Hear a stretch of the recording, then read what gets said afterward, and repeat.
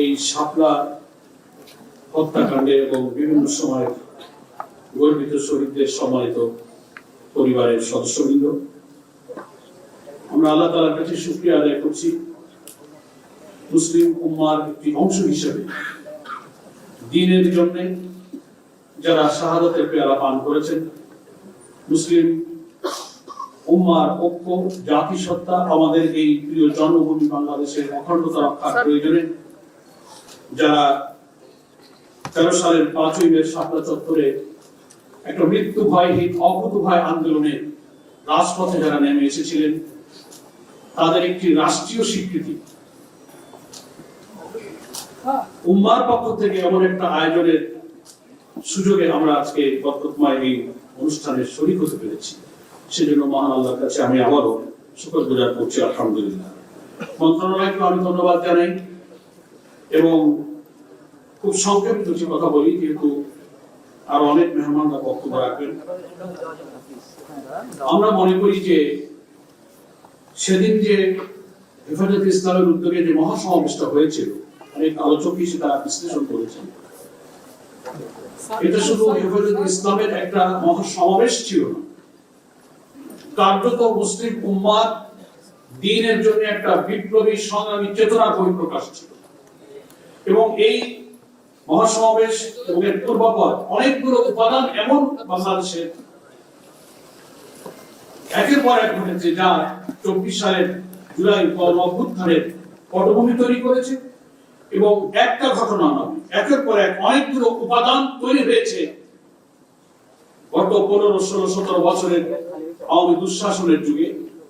এই সব উপাদানের মধ্যে অন্যতম উপাদান ছিল এই শাপলার ম্যাসাকার, এবং এগুলোই হচ্ছে 24শে জুলাইয়ের যে আউটবাস্ট, যে গণবিস্ফোরণ, অর্থনৈতিক শোষণ, নিপীড়ন, আলেম ওলামার উপরে নির্যাতন, দ্বীন এবং ইসলাম বিরোধী শক্তিকে রাষ্ট্রীয় মদদ দিয়ে ভিন্ন মতের উপরে নিষ্ঠুর যে নির্যাতন চালানো হয়েছিল, লুটপাট, দুর্নীতি, সবকিছু মিলে একটা আউটবাস্ট যে হয়েছে, সেটি ছিল 24-এর গণঅভ্যুত্থান। আজকে এই অনুষ্ঠানে যিনি আয়োজন করেছেন, এই সরকারের মাননীয় উপদেষ্টা, তিনি সেই 24-এর গণঅভ্যুত্থানের একজন বিপ্লবী সৈনিক। বিশেষভাবে আমি তাকে ধন্যবাদ জানাই। আমাদের এই জাতির অখণ্ডতা, আমাদের জাতিসত্তা, আল্লাহ তাআলার দ্বীনকে বিজয়ী করার জন্য স্বাধীনতার এই 54 বছরে দেশের কত শহীদ, কত আলেম ওলামা, কত মাদ্রাসার ছাত্র, মুসলিম উম্মাহ অনেক বিপ্লবী মানুষের অকাতরে জীবন দিয়েছে, নিষ্ঠুরভাবে নির্যাতিত হয়েছে, তাদের দ্বীন বিজয়ের সেই স্বপ্ন আজও পূরণ হয়নি।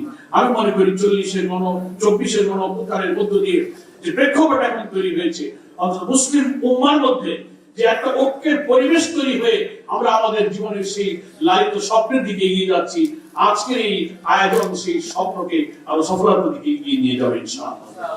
সম্মানিত সুধীবৃন্দ, আর এই হামলার পিছনে, এই নিষ্ঠুরতার পিছনে যা দুনিয়াকে বিস্মিত করেছিল, এখানে অনেক আলোচক তার কিছু ছোট্ট চিত্র তুলে ধরেছেন, আমরা ডকুমেন্টারিতে দেখেছি।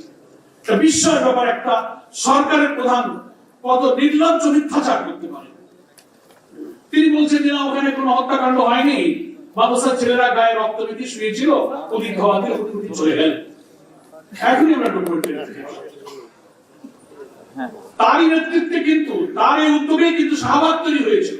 উনি পার্লামেন্টে দাঁড়িয়ে বলেছিলেন, তদানীন্তন প্রধানমন্ত্রী, শাহবাগে যখন নাস্তিক মুরতাদদের উত্তরসূরিরা এইভাবে মুসলিম উম্মাহর বিরুদ্ধে একটা জমায়েত করলো, তিনি ওখানে বললেন আমার দেহটা পার্লামেন্টে পড়ে আছে, মনটা আমার শাহবাগে চলে গেছে। এবং এই শাহবাগীরাই এখনো থেমে যায়নি, তারা এখনো কিন্তু ছাই চাপা দেওয়া বারুদের মতো বিভিন্ন জায়গায় বিস্ফোরণের ষড়যন্ত্র করছে। আজকের এই সমাবেশ থেকে আমরা এই চেতনা নিয়ে বিদায় নেব।